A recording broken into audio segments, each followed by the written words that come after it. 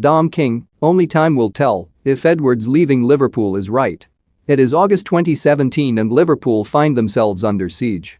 Facing a crucial Champions League qualifier against Hoffenheim, a bigger game is going on off the pitch. Barcelona had targeted Felipe Coutinho, then recognized as the most important and influential player at Anfield.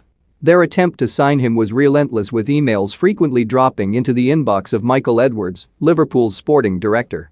Up and up the figures went, reaching £119 million. £82.35 million of that figure was guaranteed up front, £36.65 million would be forthcoming in add-ons.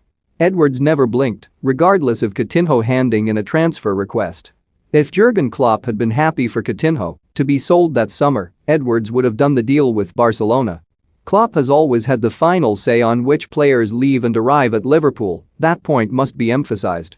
There was always going to come a point in the future, though, when Coutinho would move, but, in their desperation, Barcelona had shown their hand to Edwards so that when they came calling again, he and Liverpool held all the aces.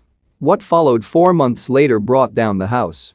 When Klopp was happy for Coutinho to be sold, Edwards negotiated arguably the most transformative transfer in Liverpool's modern history. £146 million was squeezed out of Barcelona. There was more to it, however, than what was third highest transfer fee of all time. Edwards insisted that if Barcelona tried to buy another Liverpool player before 2020, they would have to put an extra £100 million on top of any fee. It was effectively warning them off. From that £146 million, there were two other spin-offs: Virgil van Dijk, £75 million, and Alisson Becker, £64.6 million. Selling Coutinho allowed Liverpool to strengthen their team in a different way. Incomings: Mohamed Salah, £39 million, Virgil van Dijk, £75 million, Alisson Becker, £65 million, Sadio Mane, £30 million, Andy Robertson, £8 million, Jorginho Wijnaldum, £25 million outgoings, Felipe Coutinho, £146 million, Ryan Brewster, £23.5 million, Danny Ings, £20 million, Dominic Solanke, £19 million, Mamadou Sakho, £18 million, Danny Ward, £12.5 million. This was two for the price of one, with a little bit of change left over, £6.4 million to be precise. We revisit this story because this, arguably, is the crowning achievement of Edwards' 10 years at Liverpool. In the high stakes of professional football, reputations and jobs hinge on the success of how clubs plot their way through the transfer market, and few have done it better in this decade. Before Klopp arrived, Liverpool's transfer committee was the subject of scrutiny and criticism, but Edwards, along with Dave Fallows, Barry Hunter and Ian Graham, have been intrinsic to delivering the men who have made Anfield one of the go-to places in Europe.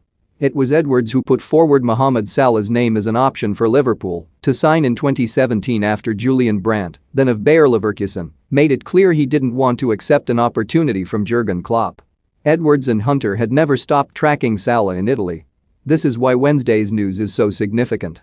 Edwards may loathe being in the public eye. He shuffled uncomfortably the only time he has ever spoken to the media after he was promoted to sporting director in November 2016, but his work has put him front and center. Liverpool have no concerns about the suitability of the man who is coming in to replace him.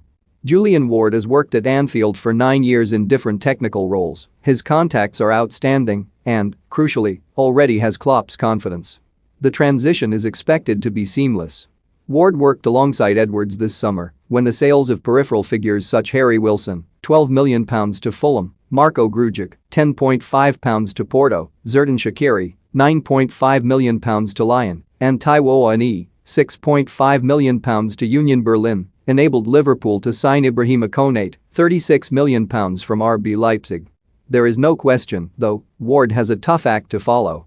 Coutinho may be the best example of selling, but some of Edwards' other pieces of business were remarkable, such as brokering deals worth beyond £40 million with Bournemouth for Brad Smith, Jordan Ibe and Dominic Solanke.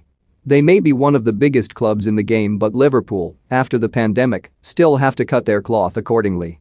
It has always been the way under Fenway Sports Group, but it has been no barrier to success. With Edwards, they had the right man in the right position. "I've loved working here, but I am a big believer in change," he said in an open letter on Liverpool's website. Time will tell whether change proves to be for the better.